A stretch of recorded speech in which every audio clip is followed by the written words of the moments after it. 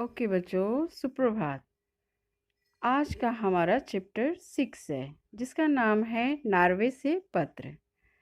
तो बच्चों आओ सबसे पहले हम लोग शब्दार्थ पढ़ लेते हैं। तो पहला शब्दार्थ है दुहरे तिहरे, दुगुने तिगुने यानी डबल ट्रिपल। बाड़े यानी जानवरों की रहने का स्थान, dwelling place of animals. Him बर्फ, आइस। भली भांति, अच्छी तरह यानी प्रॉपरली। रेंडियर 12 सिंघे की तरह एक जानवर। स्लेज बर्फ पर फिसलने वाली गाड़ी। छोर किनारे, फ्रेंजस।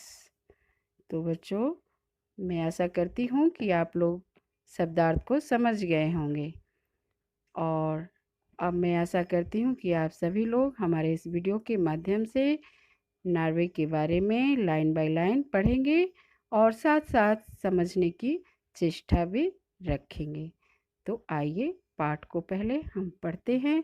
तो ध्यानपूर्वक ध्यान दीजिएगा। सबसे पहले मैं सारांश को बताना चाहूँगी। यूरोप महाद्वीप के उत्तरी छोर पर स्थित है नॉर्वे, एक छोटा सा देश जो बर्फ से हमेशा ढका रहता है। कड़ाके की ठंड पड़ती है यहाँ। इस प्रदेश की विशेषताओं के बारे में इस पत्र के माध्यम से लेखक अपने पुत्र को इस स्थान से परिचित करा रहे हैं। प्रिय असित, परसों सुबह यहाँ पहुँचा। पानी के जहाज से यात्रा की। जहाज बहुत बड़ा था। सैकड़ों लोग एक साथ यात्रा कर रहे थे। कुछ जर्मन थे, कुछ अंग्रेज, फ्रांस तथा अमेरिका के भी कुछ यात्री थे। हाँ, उस भीड़ में भारतीय शायद मैं ही अकेला था, यानी इंडियन मैं ही एक अकेला था। जैसा कि मैंने पिछले पत्र में भी लिखा था कि यह जगह बहुत ठंडी है। पहाड़ों पर बर्फ ही बर्फ रहती है। यहाँ इतनी कड़ाके की सर्दी, बाप रे बाप, हाथ पांव जमने से लगते हैं। अपनी भूगोल की पुस्तक में तुमने पढ़ा होगा, यानी जियोग्राफी। यह ध्रुव प्रदेश कहलाता है। उत्तरी ध्रुव के पास है ना, इसलिए यहाँ एक बड़ी विचित्र बात होती है, शायद तुमने भी सुनी होगी। वह है 6 महीनों का दिन, 6 महीनों की रात। बच्चों, नॉर्वे देश के बारे में आपको पहले से भी मालूम होगा। मैं समझ रही हूँ कि नॉर्वे देश जो है आप लोग अच्छी तरीके से जानते होंगे। वहाँ बहुत ही कड़ाके की ठंड पड़ती है और वहाँ 6 महीने दिन 6 महीने रात होती है। तो बच्चों आओ फिर से हम देखते हैं। जरा सोचकर देखो, पूरे वर्ष में केवल एक दिन, केवल एक रात, है ना चौंकाने वाली बात। अब तुम पूछोगे कि लोग इतने लंबे दिन में सोते कैसे होंगे और लंबी रात में काम कैसे करते होंगे। धूप तो लगातार महीनों तक चमकती रहती है ना। ये लोग अपने दरवाजे में दुहरे तिहरे पर्दे लगा देते हैं, यानी डबल ट्रिपल पर्दे लगा देते हैं, और उसी तरह खिड़कियों में भी। इनके सारे काम घड़ी के अनुसार होते हैं। 10 बजे तो सो गए, फिर 6 बजे उठ गए, 8 बजे ऑफिस चले गए, 4 बजे वहाँ से लौटे। उसी तरह जाड़ों में भी काम होता है। जाड़ों में सूरज नहीं चमकता, परंतु बर्फ पर चांद के थोड़े से प्रकाश से बहुत काम चल जाता है। धुंधला धुंधला सा प्रकाश सदैव बना रहता है। इस समय रात के 10 बज रहे हैं जब मैं तुम्हें यह पत्र लिख रहा हूँ, परंतु चारों ओर पीली पीली धूप है। यह धूप हमारे देश की धूप की तरह गर्म नहीं होती, एकदम ठंडी लगती है। ट्रांसो का यह क्षेत्र लैपलैंड भी कहलाता है। लैपलैंड यानी लैप लोगों का प्रदेश, यानी ट्राइब होता है लैप।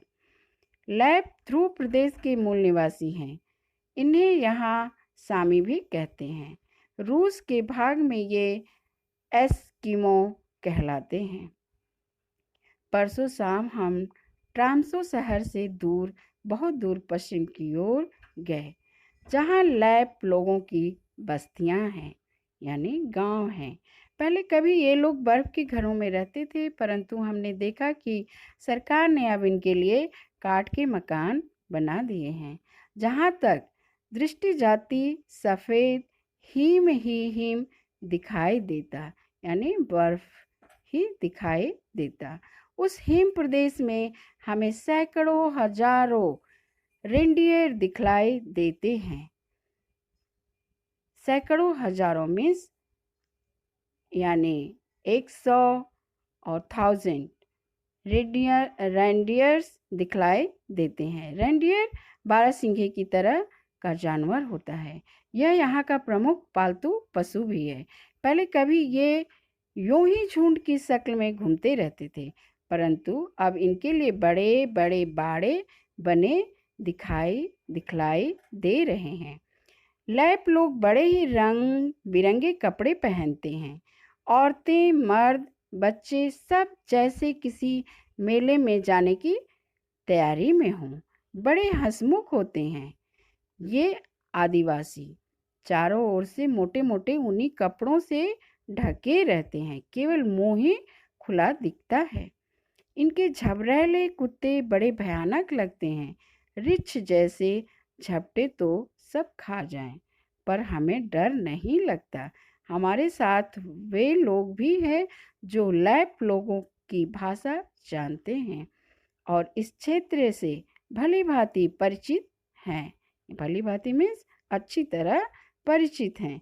इनके डरावने कुत्ते रेंडियरों की रखवाली ही नहीं करते, स्लेज गाड़ियाँ भी खींचते हैं। बिना पहिए की गाड़ियाँ चलती है ना यहाँ, जो कुत्तों द्वारा खींची जाती हैं।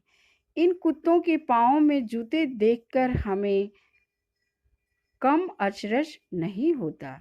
घोड़ों के पाँव में भी बर्फ पर चलने से पहले ऐसे ही जूते पहना दिए जाते हैं। बर्फीली घाटियाँ हैं यहाँ, इन लोगों की बिखरी बिखरी बस्तियाँ हैं। इन घरों में हमें टेलीविज़न भी दिखाई दे रहे हैं। टेलीविज़न क्या होता है बच्चों? टीवी। ऐसे स्कूटर भी कहीं कहीं खड़े हैं जिनके पहिए बहुत मोटे हैं, जो बर्फ पर सरपट भागते हैं और कुत्तों के स्थान पर स्लेज गाड़ियाँ भी खींचते हैं।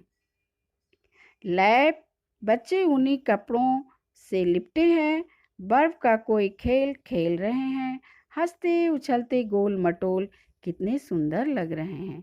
तुम साथ होते तो तुम भी इनके साथ खेलते, कितना मज़ा आता। तुमने सुना होगा कि यहाँ सफ़ेद रिछ भी होते हैं। इतने कम समय में हम उन्हें देख नहीं पाए, नहीं तो तुम्हारे लिए उनका फोटो अवश्य खींचते। इतनी भयंकर सर्दी है, लिखते लिखते उंगलियां जम रही हैं। बहुत गर्म कपड़े पहने हैं मैंने, परंतु ऐसा लग रहा है जैसे ठंडे पानी के तालाब से निकलकर आ रहा हूँ। कल सुबह फिनमार्क जाऊंगा, जो नॉर्वे के ध्रुव प्रदेश के अंतिम छोर पर है। फिर वहाँ के बारे में भी लिखूंगा। बड़ा होने पर तुम्हें भी यहाँ आना होगा। जो मैं देख रहा हूँ, तुम्हें भी उसे अपनी आँखों से देखना है। प्यार के साथ तुम्हारा पिता हिमांशु जोशी। तो बच्चों, ये जो पत्र नॉर्वे के बारे में बताते हुए लेखक ने लिखा है अपने बच्चे के पास, और नॉर्वे के बारे में सब संदेश दे रहा है, बता रहा है। तो ये पाठ पढ़कर आपको भी नॉर्वे के बारे में थोड़ा तो मालूम हो ही गया होगा, और मैं आशा करती हूँ कि इस पाठ को आप लोग भी मेरे साथ पढ़े होंगे और मज़े भी किए होंगे। तो सारी बातें समझ में आ गई बच्चों, और मैं इसी के साथ आपसे विदा चाहती हूँ। Thank you class. Next class फिर मिलेंगे।